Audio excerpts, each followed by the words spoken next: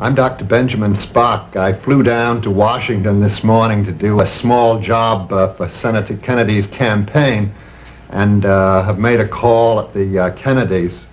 It's fun to be here. Oh, I'm delighted, Dr. Spock, and very grateful that you would take the time from a busy schedule to come here from Cleveland. I wondered perhaps you'd tell me some of the issues that you think are the most important in this campaign.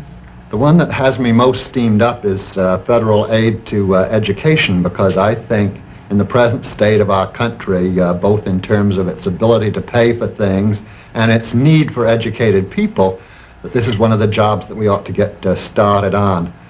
And I'm delighted that Senator Kennedy has made a big issue of this in the campaign, and even more important that in the years previously, in his 14 years in Congress and in the Senate, he really has worked hard for aid for education, for scholarships, for public libraries in regions that don't have them.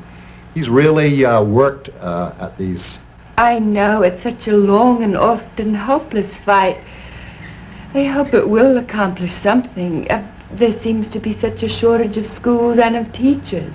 I'm glad that you mentioned teachers as well as buildings. The legislation that Senator Kennedy was working for was not proposing that the federal government hand paychecks to individual teachers if they teach the way the federal government said.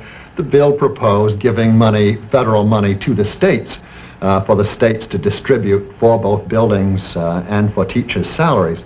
I think many people don't realize that the reason that federal aid is important is because many localities and many states have reached the limit of their borrowing power.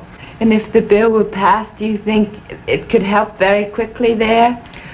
I think that it's terribly important to get started, because obviously you're not going to create teachers in a rush. You've got to first have salaries that invite them, salaries that keep them from slipping out of teaching into other jobs. And then what do you think about medical care for the aged? This, of course, involves an age group that's at the very opposite end of my own competence, but I do know enough to know that a majority of retired people really need help in taking care of their medical bills. That a majority don't have the funds to do it themselves. I think that the bill that was passed that requires people, in effect, to take a pauper's oath is entirely unnecessary and undignified and humiliating. It seems to me that the Social Security system is, of course, the appropriate way to take care of this. You let people buy their own insurance and then benefit from it at the time that they need it. And so often in letters from women that I've gotten who seem to be the most concerned in that subject, they say that they often have to sacrifice their children's education because they're overcome with bills to take care of aging parents. It seems such an impossible and tragic choice to have to make.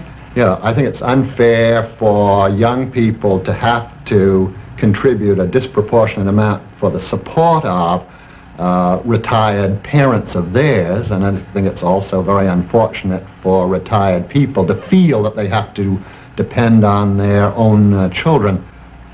Oh, well, I've learned so much listening to you today. I can't tell you how I've enjoyed it. It's been fun to come down here, Mrs. Kennedy, and thank you for inviting me. Thank you so much. Help elect John F. Kennedy for president.